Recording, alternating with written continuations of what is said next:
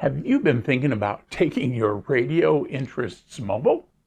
In this video, we'll be looking at 4 ways that you can go mobile without breaking the bank.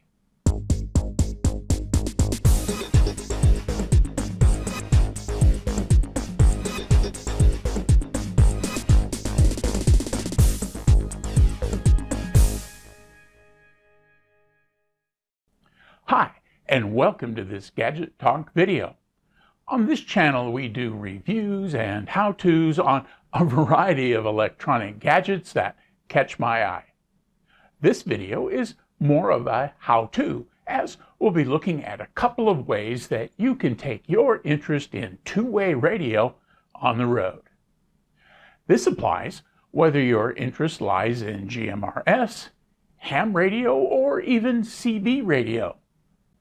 We're going to approach this from a beginner's perspective, so if you're hoping for some insights into installing a powerful rig with a huge screwdriver antenna, you'll likely be disappointed. On the other hand, if you're looking to set up a functioning low or medium power dual band ham rig, GMRS transceiver, or even a CB radio, I think you'll find something useful in this video. As always, if you find this video helpful, I hope you'll like, comment, share, and subscribe to the Gadget Talk channel. So, let's jump in. Let's start with the easiest way to go mobile. For many hams and GMRS enthusiasts, the first radio they buy is a small handheld transceiver, or what's often referred to as a handy-talkie or HT. By their very nature, these very small radios are mobile. Just click it to your belt or place it in your pocket and go. Ta-da! You're mobile. You can find some small GMRS and ham radio HTs for under $50. Most likely, you already have one. There are 2 downsides to this solution, though. First, these radios have low power outputs, and when sitting inside a metal box, that is your vehicle, your range can become an issue. Now, if you're just staying in contact with another traveler on the road trip, or if you're usually fairly close to a repeater in town, you may not notice. However, it's likely that you'll be disappointed in your ability to reach out. The other issue is power to run your radio.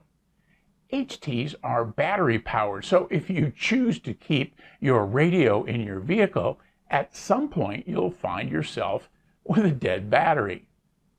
Solving these 2 issues brings us to the second and third way that you can go mobile. Several brands of HTs offer battery eliminator packs for use in vehicles. These packs are the shape of the transceiver's battery, but instead of holding a battery, it contains a voltage regulator and a cord with a 12-volt plug for use in a vehicle's 12-volt accessory socket. Check your vehicle's manual or experiment to see which sockets are switched and which ones might always be on. Personally, I prefer switch sockets for my radios. Now, with the power source problem solved, let's look at point 3 by taking a look at adding range by using an external antenna. Before we get into the installation, let's take a couple of minutes to point out a couple of antenna characteristics you'll want to consider. Most antennas we'd put on a vehicle will be perpendicular to the vehicle's main surfaces. In antenna language, they're called vertically polarized. Vertically polarized antennas normally need what's called a ground plane for them to work well.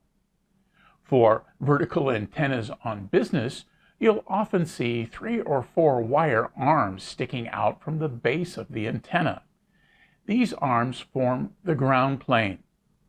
In our mobile installation, our metal vehicle surface does that job. In a perfect installation, the antenna will be mounted dead center on the vehicle's roof. But perfect is often not an option. In all of these options, the mount is connected to the vehicle using set screws and clamps. Nothing is permanently mounted to the vehicle. As with this mounting clip from Comet, the clamp is placed over the edge and tightened using grub screws. This or similar clamps can be attached on the hood, the trunk lid, or, as in this case, the door. Where you place your antenna impacts antenna coverage. Let's look at some notional drawings of how placement impacts coverage. These drawings are based on an article from Popular Electronics magazine from many years ago, but the concepts remain the same. An antenna mounted at the center of a vehicle will radiate in a somewhat oblong pattern with slightly larger coverage lobes to the front and to the back, since there's more metal fore and aft acting as the ground plane. The antenna mounted on the rear center line will have a radiation pattern that favors the front. As these drawings show, antennas attached on the front or rear or left or right will have radiation patterns that favor where there is more metal or ground plane. As a practical matter, you probably won't notice a huge difference when driving around town. When you've decided on the best location to mount your antenna, it's time to go shopping for the antenna mount and antenna. They are often sold separately, so you can choose the vehicle mount style that's best for your vehicle and the antenna mount style that matches the antenna you want to use. Say what? What was that again? Well, in the first case, I'm referring to the mounting hardware that connects the mount to your vehicle. That can be magnetic, a lip mount, an edge mount, or brackets that fit existing bolts on your vehicle. In the second case, I'm talking about the connector between the mount and the antenna itself. There are a couple of options, so be sure your antenna's connector matches your mounting hardware. What you've seen on my truck is a PL259 connector on the antenna and an SO239 on the mount. These are called UHF mounts and are common connectors in the United States. The last thing we need to touch on regarding antennas is antenna frequency coverage and size. If you're mounting a GMRS or dual band ham rig, you'll most likely be looking at a dual band VHF-UHF antenna. While slightly outside the published frequency range for dual band antennas, the GMRS band is close enough that dual band ham antennas will likely be just fine. You'll have a bunch more choices in this category as well. Obviously, a ham operator will go for the 2-meter, 70-centimeter dual bander. Within that category, you can choose either half-wave or 1/4 wavelength antennas. Half-wave antennas will be about 39 inches long, and quarter-wave antennas will be about 20 inches long. Stay away from those little stubby antennas. Your antenna mount will likely come with coax to connect the antenna to your radio. You can usually run the coax from a trunk mount through the passenger compartment, around or under the back seat. Then it's a simple matter to hide the coax under the plastic molding and under the rocker panels to under the front seat to a console or under the dashboard for a forward-mounted radio. For front-mounted antenna mounts, you'll need to find a firewall grommet and either piggyback through with other wires going into the cabin or make a cut for the antenna coax in an unused grommet. If you're working in the engine compartment, be sure to zip tie your coax out of the way of engine components. So, with the antenna issue decided, let's look at our fourth way to go mobile.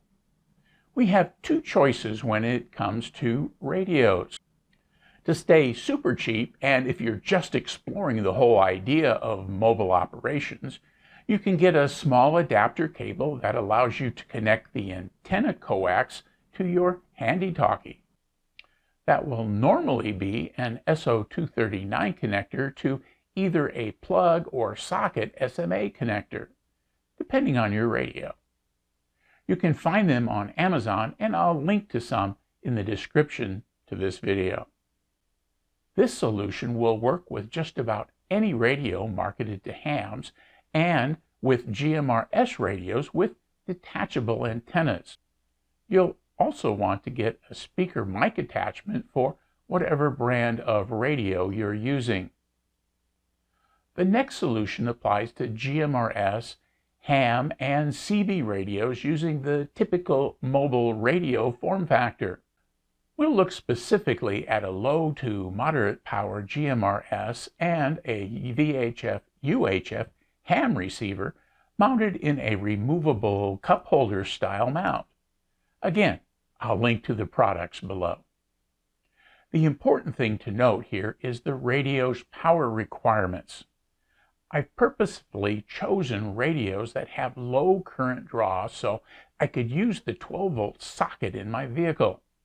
More powerful mobile radios will require you to run a power cord through the vehicle's firewall directly to the battery.